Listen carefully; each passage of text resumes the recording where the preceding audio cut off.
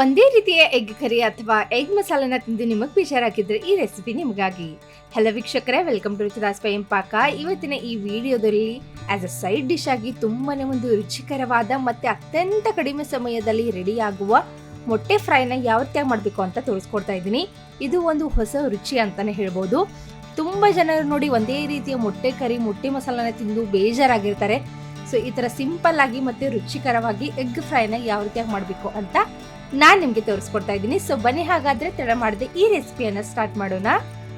ಈ ರೆಸಿಪಿಗೆ ಬೇಕಾಗಿರುವಂತಹ main ingredient ಅಂದ್ರೆ ಮೊಟ್ಟೆ. ನಾನಿಲ್ಲಿ 5 ಮೊಟ್ಟೆಗಳನ್ನ ನೋಡಿ ಚೆನ್ನಾಗಿ ಬೇಯಿಸಿ ಇಟ್ಕೊಂಡಿದ್ದೀನಿ. ನೋಡಿ, ಚೆನ್ನಾಗಿ ಬೇಯಿಸಿಕೊಳ್ಳುವುದು ಮೊಟ್ಟೆನ ತುಂಬಾನೇ ಇಂಪಾರ್ಟೆಂಟ್ ಆಗಿರುತ್ತೆ. ಸೊ ಅದಕ್ಕಾಗಿ ಚೆನ್ನಾಗಿ ನೀಟಾಗಿ ಬೇಯಿಸ್ಕೊಂಡು ಈ ತರ ಸಿಪ್ಪೆ ಸುಲಿದು ನಾನು ಇವಾಗ ಇಟ್ಕೊಳ್ತಾ ಇದ್ದೀನಿ. ನೋಡಿ, ನಿಮಗೆ ಎಷ್ಟು ಮೊಟ್ಟೆಗಳನ್ನ ಬೇಕೋ ಅಷ್ಟು ನೀವು ತಗೊಳ್ಬಹುದು. ನಾನಿಲ್ಲಿ 5 ಮೊಟ್ಟೆಗಳನ್ನ ತಗೊಂಡಿದ್ದೀನಿ. ಮೊಟ್ಟೆಗಳನ್ನ ಬೇಯಿಸಿದ ಮೇಲೆ ಒಂದು ಸ್ವಲ್ಪ ಮುಚ್ಚಳವನ್ನ ಮುಚ್ಚಿ ಒಂದು 5 ನಿಮಿಷಗಳ ಕಾಲ ಇಟ್ಟರೆ ತುಂಬಾನೇ ಚೆನ್ನಾಗಿ ಬೇಯುತ್ತೆ. ಇವಾಗ ಈ ಮೊಟ್ಟೆಗಳನ್ನ ನೋಡಿ ಯಾವ ರೀತಿಯಾಗಿ ಕಟ್ ಮಾಡಬೇಕು ಅಂತ ತೋರಿಸ್ಕೊಡ್ತಾ ಇದ್ದೀನಿ. ನೋಡಿ ವೀಕ್ಷಕರೇ, ಮೊದಲಿಗೆ ಒಂದು ಸ್ವಲ್ಪ ನೋಡಿ ಈ ತರ ಕಟ್ ಮಾಡಿಕೊಂಡು ಮೇಲ್ಭಾಗಕ್ಕೆ ಒಳಗಿನ ಒಂದು ಹಳದಿಯ ಏನ್ ಭಾಗ ಇರುತ್ತೆ ಅದನ್ನ ನಾವು ಮೊದಲಿಗೆ ತೆಗೆದು ಸೈಡ್ ಇಟ್ಕೊಳ್ತಾ ಇದ್ದೀವಿ. ಏಕಂತಂದ್ರೆ ಅದನ್ನು ಸಹ ಕಟ್ ಮಾಡಿದ್ರೆ ಫ್ರೈ ಮಾಡುವಾಗ ನೋಡಿ ಎಲ್ಲ ಪುಡಿ ಆಗಿ ಹೋಗ್ಬಿಡುತ್ತೆ. ಸೊ ಅದಕ್ಕಾಗಿ ಇವಾಗ ಇದನ್ನ ಈ ತರ ಉದ್ದುದ್ದಾಗಿ ನೋಡಿ ನಾವು ಕಟ್ ಮಾಡ್ಕೊಳ್ಬೇಕಾಗುತ್ತೆ. ನೀವು ಬೇಕಾದ್ರೆ ಇದನ್ನ ಸ್ಕ್ವೇರ್ ಆಗಿಯೂ ಸಹ ಕಟ್ ಮಾಡ್ಕೊಳ್ಬಹುದು. ಉದ್ದುದ್ದಾಗಿ ಕಟ್ ಮಾಡ್ಕೊಂಡ್ರೆ ನೋಡಿ ಕಾಲಿಗೂ ಸಹ ತುಂಬಾ ಚೆನ್ನಾಗಿ ಕಾಣುತ್ತೆ, ಮತ್ತೆ ಸರ್ವ್ ಮಾಡುವಾಗೂ ಸಹ ತುಂಬಾನೇ ಚೆನ್ನಾಗಿ ಬರುತ್ತೆ. ಇವಾಗ ಈ ಎಲ್ಲ ಮೊಟ್ಟೆಗಳನ್ನ ನೋಡಿ ಈ ತರ ಉದ್ದುದ್ದಾಗಿ ಕಟ್ ಮಾಡಿ ಒಳಗಿನ ಒಂದು ಹಳದಿ ಭಾಗವನ್ನ ಈ ತರ ಸೆಪರೇಟ್ ಆಗಿ ತೆಗೆದಿಟ್ಕೊಳ್ತಾ ಇದ್ದೀನಿ. ಇವಾಗ ಒಂದು ಕಡಾಯಿಯಲ್ಲಿ 1 ಚಮಚದಷ್ಟು ಎಣ್ಣೆನ ಬಿಸಿ ಮಾಡ್ಕೊಳ್ತಾ ಇದ್ದೀನಿ ಮೊದಲಿಗೆ. ಸೊ ನಾವಿಲ್ಲಿ ಮಾಡ್ತಾ ಇರುವಂತ ಮೊದಲನೇ ಸ್ಟೆಪ್ ಅಂದ್ರೆ ಬಿಳಿ ಭಾಗವನ್ನ ಎಗ್ ಅನ್ನ ಒಂದು ಸ್ವಲ್ಪ ಫ್ರೈ ಮಾಡಿ ಇಟ್ಕೊಳ್ತಾ ಇದೀವಿ. ಸೊ ಅದಕ್ಕಾಗಿ ಎಣ್ಣೆ ಚೆನ್ನಾಗಿ ಬಿಸಿ ಆದ್ಮೇಲೆ ಇದರಲ್ಲಿ ಅರ್ಧ ಚಮಚದಷ್ಟು ಅಚ್ಚ ಖಾರದ ಪುಡಿ, ಒಂದು ಸ್ವಲ್ಪ ಅರಿಶಿನ, ಮತ್ತೆ ಒಂದು ಸ್ವಲ್ಪ ಅಂದ್ರೆ ಸ್ವಲ್ಪನೇ ಉಪ್ಪನ್ನ ಸೇರಿಸ್ಕೊಳ್ಬೇಕಾಗುತ್ತೆ. ತದನಂತರದಲ್ಲಿ ಒಂದು ಸ್ವಲ್ಪ ಗರಂ ಮಸಾಲನ್ನ ಸೇರಿಸ್ಕೊಂಡು ಇದನ್ನ ನೋಡಿ ಎಣ್ಣೆಯಲ್ಲಿ ಚೆನ್ನಾಗಿ ಫ್ರೈ ಮಾಡ್ಕೊಳ್ಬೇಕಾಗುತ್ತೆ. ಮಸಾಲೆ ಚೆನ್ನಾಗಿ ಫ್ರೈ ಆದ್ಮೇಲೆ ನಾನು ಇದರಲ್ಲಿ ಉದ್ದುದ್ದಾಗಿ ಕಟ್ ಮಾಡಿ ಇಟ್ಕೊಂಡಿರುವಂತಹ ಮೊಟ್ಟೆಯ ಒಂದು ಬಿಳಿ ಭಾಗವನ್ನ ಮಾತ್ರನೇ ಇದರಲ್ಲಿ ಸೇರಿಸ್ಕೊಳ್ತಾ ಇದ್ದೀನಿ. ಇವಾಗ ಈ ಒಂದು ಮೊಟ್ಟೆಯನ್ನ ಸೇರಿಸ್ಕೊಂಡ್ಮೇಲೆ ನೋಡಿ ಚೆನ್ನಾಗಿ ಫ್ರೈ ಮಾಡ್ಕೊಳ್ಬೇಕಾಗುತ್ತೆ. ಒಂದು ಪಾಯಿಂಟ್ ಇಲ್ಲಿ ಏನ್ ನೆನ್ಪಿಡ್ಬೇಕು ಅಂತ ಅನ್ನೋದಾದ್ರೆ ಹೈ ಫ್ಲೇಮ್ ನಲ್ಲಿ ಇಡಬಾರ್ದು, ಲೋ ಫ್ಲೇಮ್ ನಲ್ಲಿಯೇ ನೋಡಿ ಈ ಒಂದು ಬಿಳಿ ಭಾಗವನ್ನ ಅಂದ್ರೆ ಮೊಟ್ಟೆಯ ಒಂದು ಬಿಳಿ ಭಾಗವನ್ನ ನಾವು ಫ್ರೈ ಮಾಡ್ಕೊಳ್ಬೇಕಾಗುತ್ತೆ. 1-2 ನಿಮಿಷಗಳ ಕಾಲ ಮಂದ ಉರಿಯಲ್ಲಿ ನೋಡಿ ನೀಟಾಗಿ ಫ್ರೈ ಮಾಡ್ಕೊಂಡ್ಮೇಲೆ ಮಸಾಲೆ ನೋಡಿ ಈ ತರ ನೀಟಾಗಿ ಹೊಂದ್ಕೊಳ್ಳುತ್ತೆ. ಸೊ ಅವಾಗ ನೋಡಿ ನಾವು ಬೇಗನೆ ಇದನ್ನ ತೆಗೆದು ಇಟ್ಕೊಳ್ಬೇಕಾಗುತ್ತೆ, ಇಲ್ಲಾಂದ್ರೆ ಸೀದು ಹೋಗೋ ಚಾನ್ಸಸ್ ತುಂಬಾನೇ ಇರುತ್ತೆ. ಸೊ ಅದಕ್ಕಾಗಿ ಮಂದ ಉರಿಯಲ್ಲಿ ಈ ಎಗ್ಗಳನ್ನ ಫ್ರೈ ಮಾಡ್ಕೊಳ್ಬೇಕಾಗುತ್ತೆ. ಇವಾಗ ಅದೇ ಕಡಾಯಿಯಲ್ಲಿ ನೋಡಿ ನಾನು ಒಂದು ಸ್ವಲ್ಪ 3-4 ದೊಡ್ಡ ಚಮಚದಷ್ಟು ಎಣ್ಣೆನ ಸೇರಿಸ್ಕೊಳ್ತಾ ಇದ್ದೀನಿ. ಎಣ್ಣೆ ಚೆನ್ನಾಗಿ ಬಿಸಿ ಆದ್ಮೇಲೆ ನೋಡಿ ನಾನು ಇದರಲ್ಲಿ ಒಂದು ದೊಡ್ಡ ಗಾತ್ರದ ಈರುಳ್ಳಿನ ಸೇರಿಸ್ಕೊಳ್ತಾ ಇದ್ದೀನಿ. ಇಲ್ಲಾಂದ್ರೆ ನೀವು 2 ಮಧ್ಯಮ ಗಾತ್ರದ ಈರುಳ್ಳಿಯನ್ನು ಸಹ ನೀವು ಇಲ್ಲಿ ಸೇರಿಸ್ಕೊಳ್ಬಹುದು. ನೋಡಿ ವೀಕ್ಷಕರೇ, ಈ ರೆಸಿಪಿಗೆ ಒಂದು ಸ್ವಲ್ಪ ಈರುಳ್ಳಿ ಜಾಸ್ತಿನೇ ಬೇಕಾಗುತ್ತೆ, ಅಂದ್ರೆ ಚೆನ್ನಾಗಿರುತ್ತೆ. ಸೊ ಅದಕ್ಕಾಗಿ ಒಂದು ಸ್ವಲ್ಪ ಈರುಳ್ಳಿನ ನೋಡಿ ಜಾಸ್ತಿನೇ ತಗೊಳ್ಬೇಕಾಗುತ್ತೆ. ಇವಾಗ ಈ ಈರುಳ್ಳಿ ಒಂದು ಸ್ವಲ್ಪ ಗೋಲ್ಡನ್ ಬ್ರೌನ್ ಆಗುವವರೆಗೆ ನೀಟಾಗಿ ಎಣ್ಣೆಯಲ್ಲಿ ಫ್ರೈ ಮಾಡ್ಕೊಳ್ಬೇಕಾಗುತ್ತೆ. ತದನಂತರದಲ್ಲಿ ಒಂದು 2 ಚಮಚದಷ್ಟು ಶುಂಠಿ ಬೆಳ್ಳುಳ್ಳಿ ಪೇಸ್ಟ್ನ ನಾನಿಲ್ಲಿ ಸೇರಿಸ್ಕೊಳ್ತಾ ಇದ್ದೀನಿ. ಇದರಲ್ಲಿ ಶುಂಠಿ ಬೆಳ್ಳುಳ್ಳಿ ಮತ್ತೆ ಒಂದು ಸ್ವಲ್ಪ ಹಸಿ ಮೆಣಸಿನಕಾಯಿನ ಸೇರಿಸ್ಕೊಂಡು ನಾನು ಒಂದು ಪೇಸ್ಟ್ ಮಾಡಿ ಇದರಲ್ಲಿ ಸೇರಿಸ್ಕೊಳ್ತಾ ಇದ್ದೀನಿ. ಈ ಒಂದು ಶುಂಠಿ ಬೆಳ್ಳುಳ್ಳಿ ಪೇಸ್ಟ್ನ ಹಸಿ ವಾಸನೆ ಹೋದ್ಮೇಲೆ ನಾನು ಇದರಲ್ಲಿ ನೋಡಿ ಒಂದು ಟೊಮ್ಯಾಟೋನ ಸೇರಿಸ್ಕೊಳ್ತಾ ಇದ್ದೀನಿ. ಇದು ಆಪ್ಷನಲ್, ನಿಮಗೆ ಬೇಕಂತಂದ್ರೆ ಸೇರಿಸ್ಕೊಳ್ಬಹುದು, ಇಲ್ಲಾಂದ್ರೆ ಸ್ಕಿಪ್ ಮಾಡ್ಕೊಳ್ಬಹುದು.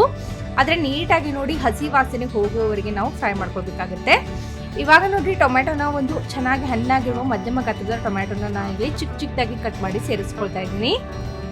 ನೋಡಿ ವೀಕ್ಷಕರೇ, ಚೆನ್ನಾಗಿ ಹಣ್ಣಾಗಿರುವಂತಹ ಟೊಮ್ಯಾಟೊ ತಗೊಂಡ್ರೆ ತುಂಬಾನೇ ಒಳ್ಳೆಯದು, ಕಾಣಲಿಕ್ಕೂ ಸಹ ತುಂಬಾನೇ ಚೆನ್ನಾಗಿ ಕಾಣುತ್ತೆ ಮತ್ತೆ ಬೇಗ ಸಾಫ್ಟ್ ಆಗುತ್ತೆ. ಸೊ ಟೊಮ್ಯಾಟೊ ಒಂದು ಸ್ವಲ್ಪ ಸಾಫ್ಟ್ ಆದ್ಮೇಲೆ ನಾನು ಇದರಲ್ಲಿ ಇವಾಗ ಒಂದೊಂದಾಗಿ ಮಸಾಲೆಗಳನ್ನ ಸೇರಿಸ್ಕೊಳ್ತಾ ಇದ್ದೀನಿ. ಮೊದಲಿಗೆ ಒಂದು ದೊಡ್ಡ ಚಮಚದಷ್ಟು ಅಚ್ಚ ಖಾರದ ಪುಡಿ, ಒಂದು ಸ್ವಲ್ಪ ರುಚಿಗೆ ತಕ್ಕಷ್ಟು ಉಪ್ಪನ್ನ ಸೇರಿಸ್ಕೊಳ್ಬೇಕಾಗುತ್ತೆ. ತದನಂತರದಲ್ಲಿ ನೋಡಿ ಒಂದು ಸ್ವಲ್ಪ ಅರಿಶಿನ, ಮತ್ತೆ ಒಂದು ಸ್ವಲ್ಪ ಗರಂ ಮಸಾಲ ಮತ್ತೆ ಧನಿಯಾ ಪೌಡರ್ನ ಸೇರಿಸ್ಕೊಳ್ತಾ ಇದ್ದೀನಿ. ನೋಡಿ, ನಿಮ್ಮ ಹತ್ರ ಮಸಾಲೆ ಇಲ್ಲ ಅಂತ ಅನ್ನೋದಾದ್ರೆ ಧನಿಯಾ ಪೌಡರ್ ಅಥವಾ ಗರಂ ಮಸಾಲ ನೀವು ಸ್ಕಿಪ್ ಮಾಡ್ಕೊಳ್ಬಹುದು. ಇದ್ರೆ ಖಂಡಿತವಾಗಿಯೂ ಸೇರಿಸಿ ತುಂಬಾನೇ ಚೆನ್ನಾಗಿರುತ್ತೆ. ಇವಾಗ ಈ ಎಲ್ಲ ಮಸಾಲೆಗಳನ್ನ ನೋಡಿ ಈ ಒಂದು ಈರುಳ್ಳಿಯ ಮಿಶ್ರಣದಲ್ಲಿ ಎಣ್ಣೆ ಬಿಡುವವರೆಗೆ ಚೆನ್ನಾಗಿ ಫ್ರೈ ಮಾಡ್ಕೋಬೇಕಾಗುತ್ತೆ. ಯಾವುದೇ ಒಂದು ಪದಾರ್ಥವನ್ನ ಅಥವಾ ಡಿಶನ್ನ ಮಾಡುವಾಗ ನೋಡಿ ಮಸಾಲೆಗಳನ್ನ ಎಣ್ಣೆಯಲ್ಲಿ ಫ್ರೈ ಮಾಡ್ಕೊಳ್ಳೋದು ತುಂಬಾನೇ ಇಂಪಾರ್ಟೆಂಟ್ ಆಗಿರುತ್ತೆ. ಹಸಿ ಬಿಸಿಯಾಗಿ ಉಳಿದ್ರೆ ನೋಡಿ ಅಷ್ಟು ಚೆನ್ನಾಗಿ ಇರಲ್ಲ. ಸೊ ಅದಕ್ಕಾಗಿ ಎಣ್ಣೆಯಲ್ಲಿ ನೋಡಿ ಈ ತರ ನೀಟಾಗಿ ಮಸಾಲೆಗಳನ್ನ ಮೊದಲಿಗೆ ನಾವು ಫ್ರೈ ಮಾಡ್ಕೋಬೇಕಾಗುತ್ತೆ. ಮಸಾಲೆ ಹಸಿ ವಾಸನೆ ಹೋಗಿ ಒಂದು ಸ್ವಲ್ಪ ಎಣ್ಣೆ ಬಿಟ್ಕೊಳ್ತು ಅಂತ ಅನ್ನುವಾಗ 2 ಚಮಚದಷ್ಟು ನೀರನ್ನು ಸೇರಿಸ್ಕೊಂಡು ಮತ್ತೆ ಇದನ್ನು 1 ನಿಮಿಷದವರೆಗೆ ಒಂದು ಸ್ವಲ್ಪ ಫ್ರೈ ಮಾಡ್ಕೊಳ್ಬೇಕಾಗುತ್ತೆ. ಇದರಿಂದ ನೋಡಿ ಈರುಳ್ಳಿ ಮತ್ತು ಮಸಾಲೆ ಮತ್ತಷ್ಟು ಚೆನ್ನಾಗಿ ಹೊಂದ್ಕೊಳ್ಳಿಕ್ಕೆ ಸಹಾಯ ಆಗುತ್ತೆ. ಸೊ ಅದಕ್ಕಾಗಿ ಇವಾಗ ನೋಡಿ ಫ್ರೈ ಮಾಡಿ ಇಟ್ಕೊಂಡಿರುವಂಥ ಮೊಟ್ಟೆಯನ್ನು ಇದರಲ್ಲಿ ಸೇರಿಸ್ಕೊಳ್ತಾ ಇದ್ದೀನಿ. ಇದನ್ನು ನೀಟಾಗಿ ನೋಡಿ ನಾವು ನಿಧಾನವಾಗಿ ಮಿಕ್ಸ್ ಮಾಡ್ಕೊಳ್ಬೇಕಾಗುತ್ತೆ. ನೋಡಿ ಮಿಕ್ಸ್ ಮಾಡುವಾಗ ನೆನ್ಪಿಡಬೇಕಾದ ಒಂದು ಅಂಶನೆಂದರೆ ನಿಧಾನವಾಗಿ ಇದನ್ನು ಮಿಕ್ಸ್ ಮಾಡ್ಕೊಳ್ಬೇಕು. ಜಾಸ್ತಿ ಒತ್ತು ಕೊಟ್ಟರೆ ನೋಡಿ ಆ ಒಂದು ಎಗ್ನ ಪೀಸಸ್ ಏನಿದೆ ಅದು ಕಟ್ಟಾಗಿ ಹೋಗ್ಬಿಡುತ್ತೆ ಮತ್ತು ಅಷ್ಟು ಚೆನ್ನಾಗಿ ಕಾಣಲ್ಲ. ಸೊ ಅದಕ್ಕಾಗಿ ನಿಧಾನವಾಗಿ ನೋಡಿ 2 ರಿಂದ 3 ನಿಮಿಷಗಳ ಕಾಲ ಮಂದ ಉರಿಯಲ್ಲಿ ಈ ಥರ ಫ್ರೈ ಮಾಡಬೇಕಾಗುತ್ತೆ. ನೋಡಿ ನೀವು ನೋಡ್ತಾ ಇರ್ಬೋದು ಕಲರ್ ಎಷ್ಟು ಚೆನ್ನಾಗಿ ಚೇಂಜ್ ಆಗ್ತಾ ಬರ್ತಿದೆ ಅಂತ. ಇವಾಗ ನೋಡಿ ಎಣ್ಣೆ ಚೆನ್ನಾಗಿ ಬಿಟ್ಕೊಂಡ್ಮೇಲೆ ಒಂದು ಸ್ವಲ್ಪ ಕಲರ್ ಸಹ ಚೇಂಜ್ ಆಗುತ್ತೆ. ಸೊ ಆವಾಗ ಕೊನೆಯದಾಗಿ ನೋಡಿ ನಾವು ಒಂದು ಹಳದಿ ಭಾಗವನ್ನು ಏನು ಸೇಪ್ರೇಟ್ ಆಗಿ ತೆಗೆದಿಟ್ಕೊಂಡಿದ್ವಿ ಅದನ್ನು ಸೇರಿಸ್ಕೊಂಡು ಮತ್ತೆ 1-2 ನಿಮಿಷಗಳ ಕಾಲ ಮಂದ ಉರಿಯಲ್ಲಿ ಫ್ರೈ ಮಾಡ್ಕೋಬೇಕಾಗುತ್ತೆ. ನೀವು ಕೇಳ್ಬೋದು ವೀಕ್ಷಕರೇ, ಹಳದಿ ಭಾಗವನ್ನು ಸಹ ಕಟ್ ಮಾಡ್ಕೊಳ್ಬೋದು ಇಟ್ಟು ಅಂತ. ನೋಡಿ ಕಟ್ ಮಾಡಿಕೊಂಡ್ರೆ ನೋಡಿ ಮಿಕ್ಸ್ ಮಾಡುವಾಗ ಪುಡಿ ಆಗೋಗ್ಬಿಡುತ್ತೆ ಮತ್ತು ಕಾಣಕ್ಕೂ ಸಹ ಅಷ್ಟು ಚೆನ್ನಾಗಿ ಕಾಣಲ್ಲ. ಸೊ ಅದಕ್ಕಾಗಿ ಈ ಥರ ಹೋಲ್ ಒಂದು ಹಳದಿ ಭಾಗವನ್ನು ಸೇರಿಸ್ಕೊಂಡ್ರೆ ತುಂಬಾ ಚೆನ್ನಾಗಿರುತ್ತೆ. ಇವಾಗ ಕೊನೆಯದಾಗಿ ಒಂದು ಸ್ವಲ್ಪ ಕಸೂರಿ ಮೇಥಿಯನ್ನು ಹಾಕ್ಕೊಂಡು ಒಂದು ಸ್ವಲ್ಪ ಟಾಸ್ ಮಾಡಿದ ಮೇಲೆ ಇದರಲ್ಲಿ ಒಂದು ಸ್ವಲ್ಪ ಕೊತ್ತಂಬರಿ ಸೊಪ್ಪನ್ನು ಸೇರಿಸ್ಕೊಳ್ತಾ ಇದ್ದೀನಿ.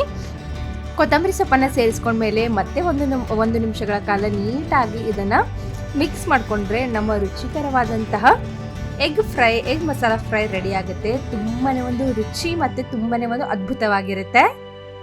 ನೋಡಿ ಎಷ್ಟು ಚೆನ್ನಾಗಿ ಮತ್ತು ಅದ್ಭುತವಾಗಿ ಕಾಣ್ತಾ ಇದೆ ಅಂತ. ಇದನ್ನು ಬಿಸಿ ಇರುವಾಗಲೇ ಒಂದು ಚಪಾತಿ ಜೊತೆಗಾಗಲಿ ರೊಟ್ಟಿ ಜೊತೆಗಾಗಲಿ ನೀವು ಇದನ್ನು ಒಂದು ಸರ್ವ್ ಮಾಡ್ಬೋದು. ಇಲ್ಲಾಂದರೆ ಆ್ಯಸ್ ಅ ಸೈಡ್ ಡಿಶ್ ಆಗಿ ಅನ್ನದ ಜೊತೆಗೆ ಅಥವಾ ಬಿಸಿ ಅನ್ನದ ಜೊತೆಗೂ ಸಹ ನೀವು ಇದನ್ನು ಡೈರೆಕ್ಟಾಗಿ ಸೇವಿಸ್ಬೋದು. ತುಂಬಾ ಒಂದು ಚೆನ್ನಾಗಿರುತ್ತೆ. ಆದರೆ ಬಿಸಿಯಾಗಿ ಸೇವಿಸಿ ತುಂಬಾ ಒಂದು ರುಚಿಯಾಗಿರುತ್ತೆ. ನೋಡಿ ತಣ್ಣಗಾದ ಮೇಲೆ ಅಷ್ಟು ಒಂದು ರುಚಿ ಇರಲ್ಲ. ಸೊ ಖಂಡಿತವಾಗಿಯೂ ಈ ರೆಸಿಪಿಯನ್ನು ಟ್ರೈ ಮಾಡಿ ನೋಡಿ. ನಿಮ್ಮ ಅನಿಸಿಕೆ ಹಾಗೂ ಅನುಭವವನ್ನು ನನ್ನ ಜೊತೆ ಹಂಚ್ಕೊಳ್ಳಿ. ಲೈಕ್, ಶೇರ್ ಹಾಗೂ ಕಾಮೆಂಟ್ ಮಾಡುವುದರ ಜೊತೆಗೆ ಸಬ್ಸ್ಕ್ರೈಬ್ ಆಗುವುದನ್ನು ಸಹ ಮರೆಯಬೇಡಿ. ಇದೇ ರೀತಿ ಇಂಟ್ರೆಸ್ಟಿಂಗ್ ರೆಸಿಪಿ ಜೊತೆ ನಾನು ನಿಮ್ಮನ್ನು ಸಿಗ್ತೀನಿ. ಸೊ ಅಲ್ಲಿಯವರೆಗೂ ಟೇಕ್ ಕೇರ್, ಬಾಯ್.